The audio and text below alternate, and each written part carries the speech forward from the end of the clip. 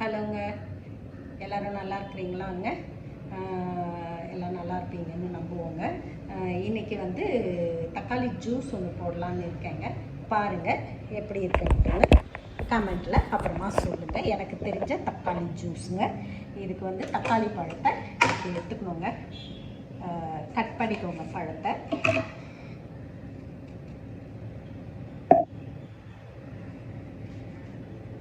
Cut பண்ணிக்கோங்க.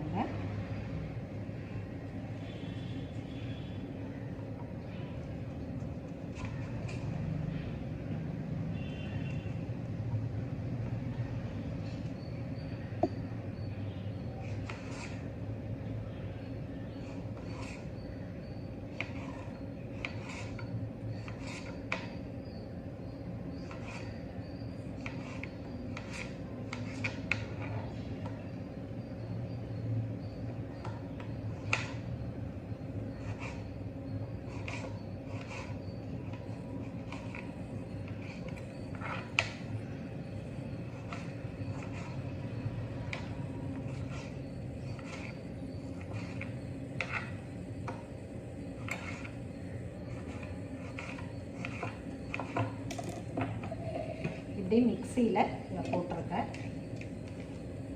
போட்டுட்டு ஒரே ஒரு பிஞ்ச் சால்ட்டுங்க, கொஞ்சம் தான் போடணும், ரொம்ப போடக்கூடாது. போட்டுட்டு இதை நல்லா மிக்சியில் அரைச்சிக்கணுங்க.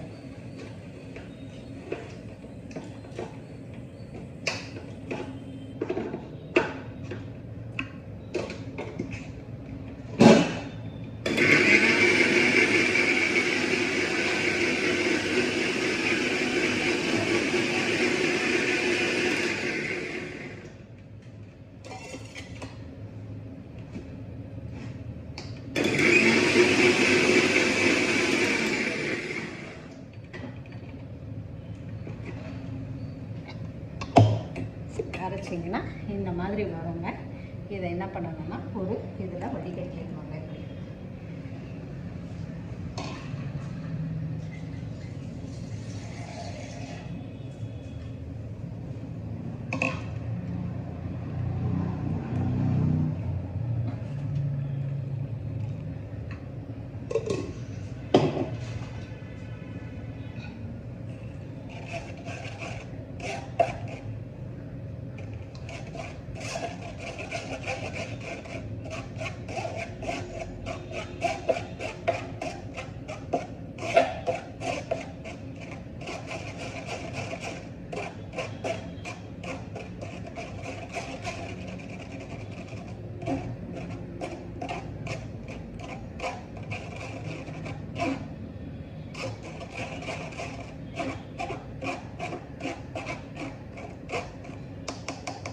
நல்லா இப்படி வடிகட்டிடுங்க.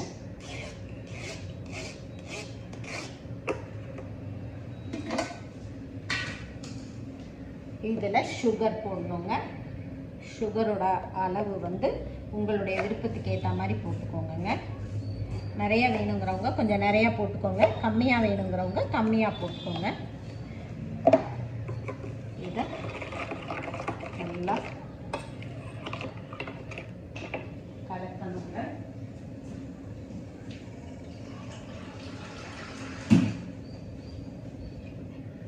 இது ரொம்ப ஈஸி தாங்க. இது பிகினர்ஸ்க்காக நான் சொல்கிற ஒரு விஷயங்க.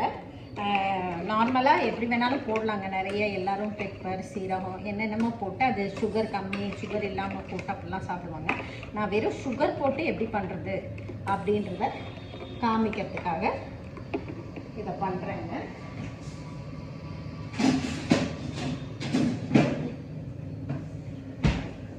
வேணுங்கிறவங்க ஐஸ் க்யூப் வேணும்னா போட்டுக்கோங்க. நான் கம்மியாக தான் போட்டுக்கிறேன், எனக்கு ஜாஸ்தி வேண்டாம். அதனால்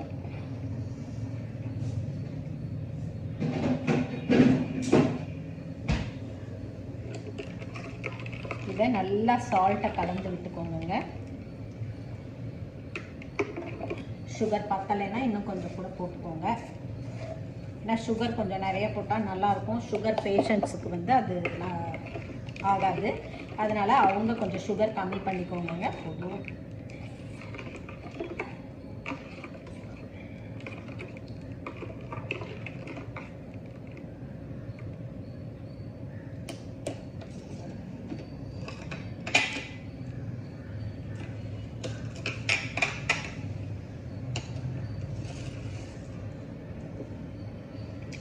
டொமேட்டோ ஜூஸ் ரெடிங்க. இதாங்க, இவ்வளோதாங்க, ஈஸி. யாரும் வராங்கன்னா கூட உடனே போட்டு கெஸ்ட்டுக்கு டக்குன்னு வீட்டில் இருக்கிற ஒரு பழத்தை போட்டு ஜூஸ் போட்டு கொடுத்துர்லாங்க. நீங்களும் ட்ரை பண்ணி பாருங்கள்.